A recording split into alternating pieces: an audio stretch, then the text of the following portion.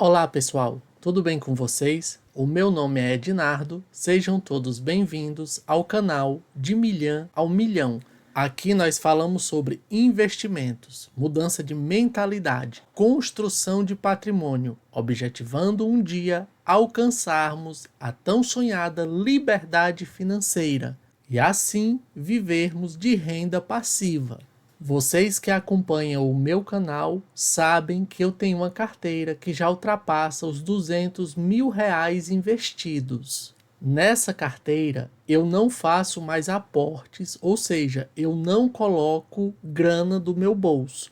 Tudo que é investido são os proventos e, eventualmente, quando um dos ativos valoriza bastante, eu sim posso realizar a venda deste ativo, realizar o lucro e investir comprando outras ações ou outros fundos imobiliários. Foi o que eu fiz recentemente, vendendo parte da minha posição em Petrobras.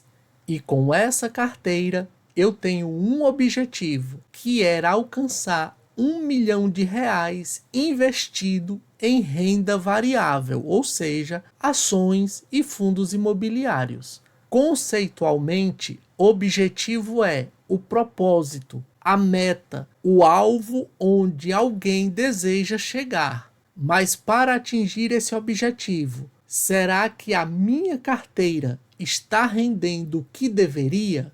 Em quanto tempo eu devo chegar a esse objetivo? No vídeo de hoje, nós daremos respostas a essas duas perguntas. Para isso, pessoal, nós faremos a simulação de o quanto eu deveria ter após um ano havendo investido um valor X a uma taxa de juros durante o período de um ano de 8%, 10% e 12%. Então, esse valor X será exatamente o valor da minha carteira há 12 meses atrás. E quando consulto aqui a minha carteira, visto que estamos no mês 4 e esse mês ainda não fechou, nós vamos simular considerando o mês 3 de 25 até o mês 3 de 2026. Então veja que no mês 3 de 2025 eu tinha como patrimônio R$ 218.006,09. Então esse valor, ao aplicarmos uma taxa de 8% ao ano pelo período de um ano, nós chegaríamos a um valor total de R$ 235.446,58. O valor que eu possuía há um ano atrás, a uma taxa de 8% ao ano, pelo período de um ano, o resultado seria R$ 235.000. Voltando à nossa calculadora, agora faremos a simulação a uma taxa de 10% ao ano. Deveríamos chegar a R$ 239.000. Então, na nossa planilha, chegaríamos ao valor de R$ 239.000. E se simularmos a uma taxa de 12% ao ano, nós obteríamos R$ 244.000. Trazendo esse valor para a planilha, aqui está o resultado. Até agora eu simulei com 8%, 10% e 12%. São taxas pré-fixadas. E se nós utilizarmos o CDI, qual seria o resultado? Para isso, pessoal, estou utilizando aqui a calculadora do cidadão, direto do Banco Central, e coloquei o período de um ano, 5/3 de 25 a 2/3 de 26, investindo ali o mesmo valor que eu tinha em carteira na data de 3 de 2025. Então, aplicando a taxa ou índice de 100% do CDI, isso corresponde a uma taxa anual de 14,50%, nós chegaríamos a R$ 249.635,15. Então, trazendo aqui para a nossa planilha o valor que nós lá encontramos. Beleza, Ednardo, nós vimos a simulação com taxa de 8%, 10% ao ano, 12% e também o CDI, que está ali em mais ou menos 14,50% ao ano. Vimos os resultados obtidos. E a tua carteira conseguiu competir com qual das taxas aplicadas? Está acima ou está abaixo? Veremos. Pessoal, quando olhamos aqui a minha carteira, veja que no mês 3 de 2025 eu iniciei com o valor que eu utilizei ali na simulação. Então, mês após mês, esse valor vai subindo porque eu vou reinvestindo os dividendos. No mês 4, ele já saltou para 219 mil. No mês 5, 221 mil. Mês 6, 224. Mês 7, 226. Mês 8, 228. Mês 9, 230. No mês 10, 232. No mês 11, 234. No mês 12, 236 mil. E veja que aqui no mês 12, ou seja, há exatos 9 meses desde o início da nossa contagem, este valor já supera a taxa de 8% ao ano que nós obtivemos na simulação, que foi de R$ 235.446,58. No mês seguinte, nós já obtivemos um patrimônio de R$ 239 mil. E esse patrimônio já se equipara a uma taxa de 10% ao ano. Porém, na minha carteira, eu obtive este patrimônio no 10º mês. Então, prosseguindo aqui, no mês seguinte, nós chegamos a um patrimônio de R$ 241 mil.